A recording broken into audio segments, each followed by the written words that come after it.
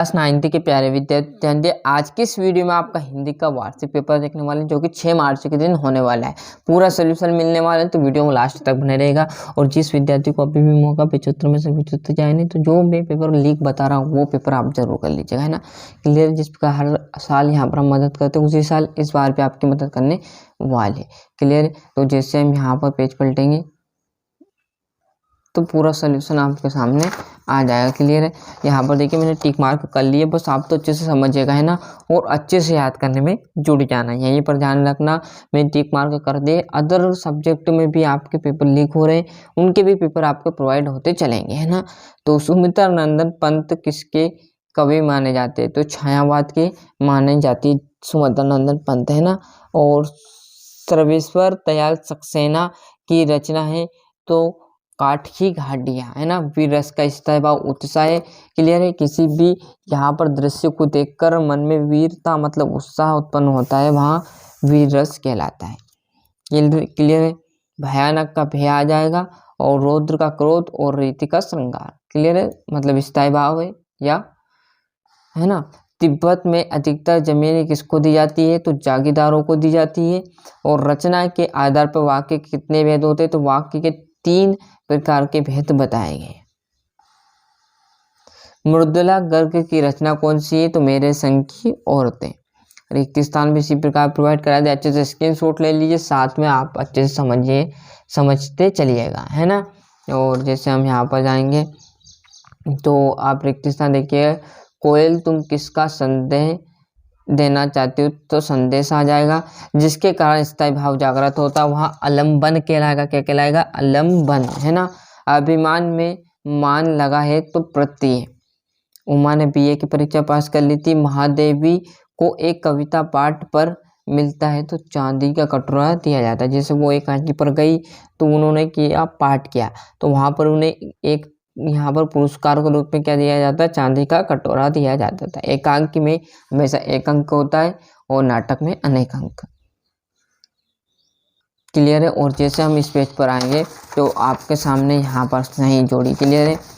चारू चंद की चंचल किरणें खेल रही जलथल में अनुप्रास अलंकार है। बिहार की बात करें तो बिहार में जाबिर हुसैन मंत्री मात्र ही भर में निपात शब्द रहेगा।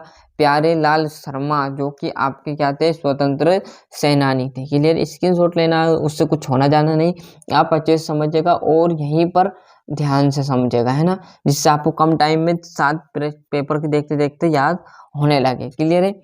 संसाधनों का क्या होगा? अव्यय हो रहा है। सत्यासत्य। छायावादी काव्य में प्रकृति का मानवीकरण किया जाता है तो सत्य। धुआ छंद है तो एक मात्रिक छंद है।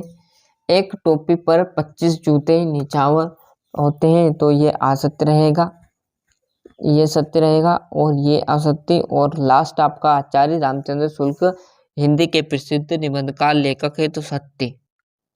एक वाक्य भी मैंने टिक मार्क कर दी। जितना हो सके, है ना, समझने की कोशिश कीजिएगा, है ना। रटना नहीं है, यदि आप रटोगे, स्क्रीनशॉट ले लोगे, धैर्य करोगे तो परीक्षा में सब भूल जाओगे याद होते हुए, है ना। तो इसे गड़बड़ नहीं करना, जितना हो सके आराम से शांत स्वभाव और धैर्य के साथ समझे, है ना। मरकत के खुले डब्बे जैसे क्या है? तो पर्वती गिराम है ना। स्थायी भाव को जगाने वाले और उद्दीपित करने वाले को क्या कहते हैं? विभव कहा जाता है। ये परिभाषा विभव की नहीं पड़ी हो तो क्लियर है।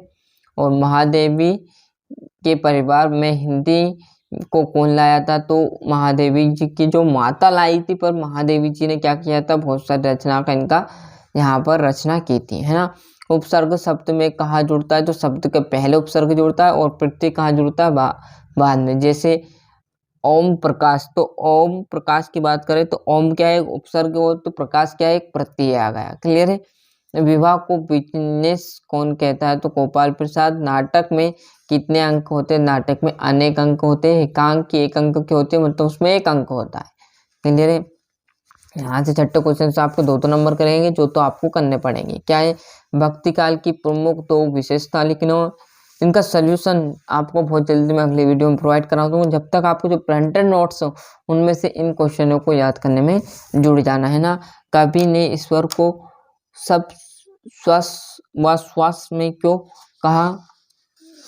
क्लियर है। और जैसे हम यहाँ पर देखेंगे, ये आपका 8वां, कोयल की कूक सुनकर कवि की क्या प्रतिक्रिया हुई? सुविधा और मनोरंजन के उपकरणों से बच्चे वंचित क्यों है?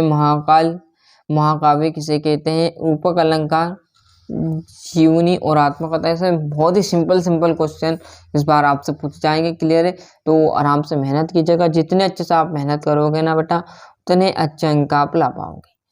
क्या आपको लगता है कि यहाँ कहानी आज़ादी की लड़ाई और भी संकेत करती है?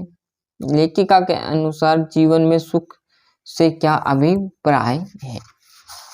और यहाँ से देखेंगे 15वां पाठ में टीले शब्द का उपयोग किन संदर्भों को इंगित करने के लिए किया गया? संधि एवं समास में आपको 2 अंतर। बाढ़ की खबर सुनकर लोग किस तरह की तैयारी करने लगे? और ये आपका काव्यांश है।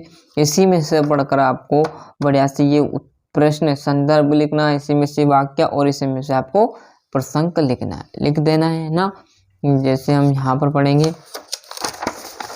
तो ये आपका गद्यांश आ जाएगा। इसी में आपको संदर्भ, इसी में सहित वाक्य आपको लिखनी है। क्लियर है? और ये एक अनुच्छेद लिख दो भैया इसी पर। तीनों पर, परोपकार पर या बेरोजगारी की समस्या पर, आधुनिक भारत पर। ये आपका गद्यांश काव्यांश। इसी में से, इस संदर्भ में से आपको क्या करना है? उपयुक्त गद्यांश का अवशेष शीर्षक लिखना। क्लियर? अंतकरण वन का पर्यायवाची लिखिए। देश प्रेम का संबंध किससे है? क्लियर है? और यहाँ पर हम देखेंगे तो ये आपका तो आ जाएगा। और 22 में भूख बैंक से पुस्तक देने के लिए एवं निर्धन छात्र नीति से सहायता प्राप्त करने के लिए अपने प्रधानाचार्य महोदय को आवेदन पत्र देना है। और ये आपका लास्ट है। एक विषय पर आपको निबंध लिख देना है। कौन से पे भी लिख सकते हो, नारी, पर्यावरण, समाचार, शिक्षा नीति या गणतंत्र दिवस पर। क्लियर? 4 नंबर का रहेगा। तो इस प्रकार मैंने आपको यहाँ पर हिंदी का जो सेट सी पेपर था वो प्रोवाइड करा दिया है।